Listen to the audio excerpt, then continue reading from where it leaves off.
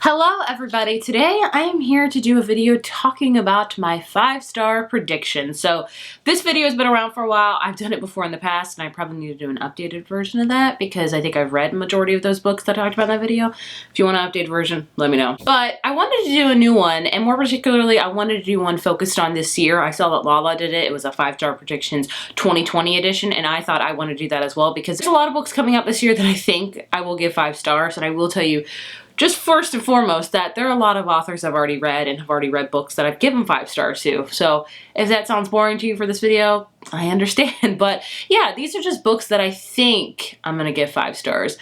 Hopefully I'll read all of them that I talk about today and do an updated version, but the majority of the books I'm talking about today are coming out in 2020. There are a few backlist books that I want to read this year that I think will be 5 stars, which I will share with you. So yeah.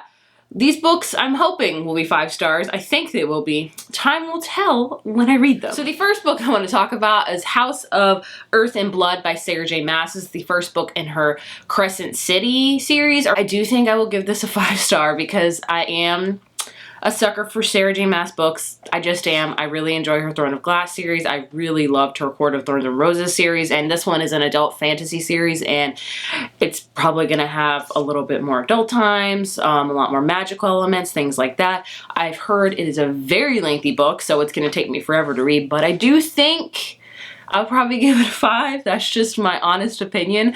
We'll have to see. It's probably going to take me like a whole month to read, but right now, it's probably gonna be a 5. I don't know. Hopefully. Next up, I have The Two Lives of Lydia Byrd by Josie Silver. So I read her first book one day in December a couple years ago, and I think I gave it a 4 out of 5. Looking back on it, I would give it a 5 out of 5 because I just remember it so vividly still, and I really enjoy it. So I do think that I'm going to love this one, but I think it's gonna be one that I read once and never try to think about again because it's a very, very sad book. It follows Lydia, who has been in a relationship with a guy named Freddie for like 10 years. They love each other, and then he is killed in a car accident and her life kind of turns upside down, and it's like a very sad book.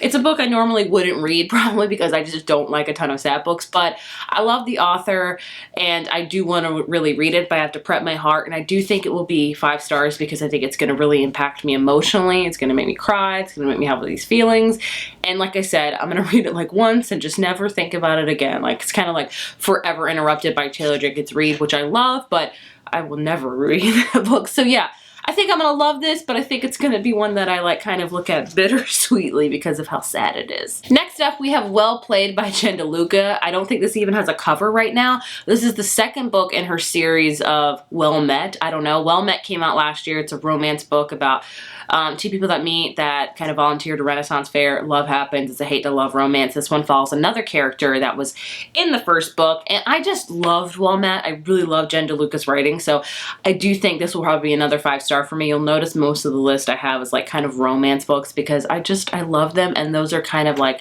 I feel like I can get a sense of what I'm gonna love and what I'm gonna not love. Who knows? But that one I think is probably gonna be an easy 5 stars. It's like The Switch by Beth O'Leary, which is coming out in a couple months. So she wrote The Flat Share last year, which I loved. The Switch is her newest one coming out this year, where it takes 2 women and they kind of like switch lives and apartments and things like that for a while, and they both find love, and it just sounds adorable. I really think it's gonna be a 5 star. That's just what I'm feeling. Here's one that would probably shock you. Beach Read by Emily Henry. So I got this in the mail a couple weeks ago and I never heard about it. It wasn't on my radar. And then I read the synopsis and I was like, this sounds like a 5 star book to me. I'm hoping it will be. Who knows? But this is about 2 authors that are very different.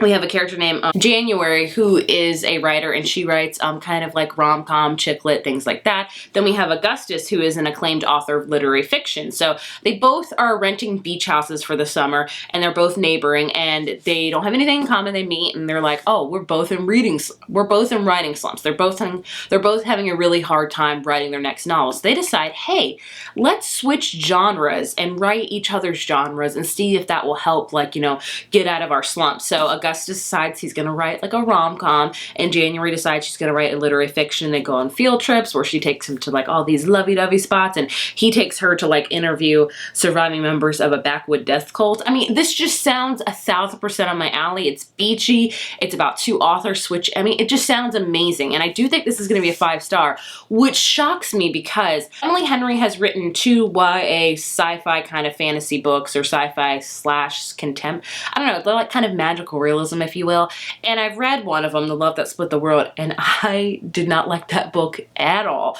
But this is her first foray into adult fiction, and it just sounds so amazing that I feel like it's going to be a 5 stars. I could be completely wrong. I could read this and I'll give it a 2 stars. Who knows? But just the plot sounds just a 5-star book to me. That's just my opinion. So this one is going to be one that I'm really hoping it's 5 stars, but I'm very apprehensive because I've read her other book, because I've read another book by her, and I don't know. It sounds like it's just going to be amazing though.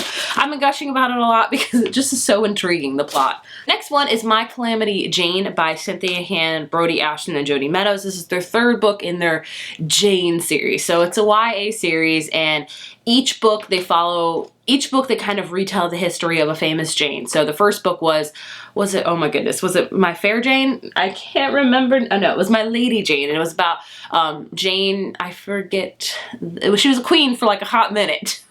So they kind of rewrote it. They kind of retold history. They make it more funny, more satire-y. And then the second book was My Plain Jane, and that focuses on Jane Eyre, you know, the classic book by Charlotte Bronte. They even have Charlotte Bronte as a character in the book. So they're just funny. They're witty. I love them. They're just some of my favorites. So this one, My Calamity Jane, is going to be about Calamity Jane, a Western. I don't know much about it. I don't. But I just really love the way they all 3 write together. And I just know it's going to be a fun time. I've heard amazing things about the audiobook. Now, My Lady Jane I gave a 5 out of 5. My Plain Jane I gave a 4 out of 5. But I do think I'm going to really enjoy this one, and I do think it will be a 5 out of 5. So here's to hoping for that. Like all of these, I could be right. I could be wrong. Time will tell. Okay, I only have one more 2020 release that I feel like will be a 5-star. I could be like, there's going to be so many I probably do 5 stars and I don't even think they'll be 5 stars. That's how it goes. But that is Wild at Heart by K.A. Tucker. As this video is live, it's probably already out because I think she pushed up the release date a couple of weeks beforehand, so it's coming out in February. And I'm probably already reading it right now. The sequel to Simple Wild, which I didn't read it last year. I read it the year before, so 2 years ago, and I loved it. It's about a character named Calla who goes to live in Alaska because she never has a relationship with her dad, and he's a pilot, and then she meets this rugged pilot named Jonah. It's a hate to love romance set in Alaska. I love it. So the second one kind of goes more into Calla and Jonah's relationship. I think it's going to be rocky. I hope it ends well. K.A. Tucker, please be careful with my heart, but I just feel like I'm going to love it because I'm a sucker for Alaska books, but I don't even think the second book is going to be in Alaska. So who knows, but I have faith and I have hope that I will love this book. Those are my 2020 ones. Now, I have a few backlist books that I have that I think could be 5 out of 5. You know, who knows?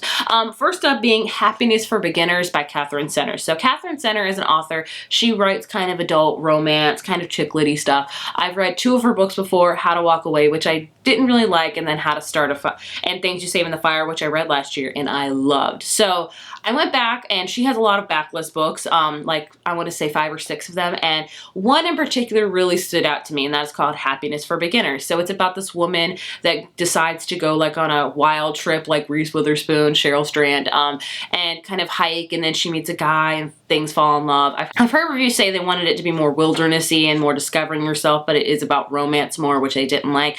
I think just the notion of wilderness, like, you know, going on a trip with camping, hiking, I don't know, and then romance sounds amazing to me, and I do really enjoy that. So I think this is going to be an amazing one, and I do think I would give it 5 out of 5 just from the plot alone, and I really enjoy her writing. So that is one that I just found. I tried to get it from my library. They didn't have it, so your girl ordered it because I was like, I need to read this now, and I really think it's going to be a 5 out of 5. Things My Son Needs to Know About the World by Frederick Bachman. I have read all of Frederick Bachman books. I loved A Man Called Uva. I really enjoyed Beartown. Gosh, I love Beartown. And he just writes really amazing ones. This one I've heard is more funny. It's a small book. It's like only 191 pages. It's about basically provides his newborn son with the perspective and tools he'll need to make his way into the world. I thought it was going to be sad, but a lot of you guys have told me it's funny. But either way, if it's funny or sad, I do think I'm going to give it a 5 out of 5 because I just love his writing, and I have a son myself, so I think this is really going to resonate with me, and I think it could be amazing. Like, what if I love this and I save it for my son and I write in it so when he grows up, he can read it? Oh my gosh, wouldn't that be amazing? See, just the nostalgia and the memories like make me want to give this a 5 out of 5 right now. But like I said, I really love Frederick Bachman, and I do think I'll give it a 5 out of 5. Likewise with One Day by David Nichols. I've never read a David Nichols book, but I have just heard such good things about this. Why have I not read it yet? Because it's sad. Like, I have to be in the right mood to read sad books, and that does not happen for me often. Like, I just feel like I don't want to say I have enough sad things going on in my life. Like, I feel like life is just almost sad enough with things going on with the world, with, you know, stuff like that.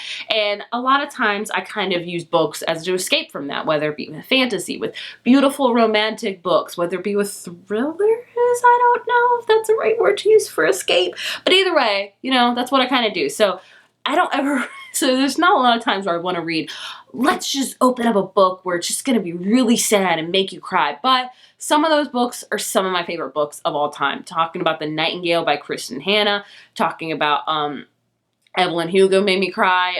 Just some of those books have really impacted me, and I love them a ton, you know, but they were sad.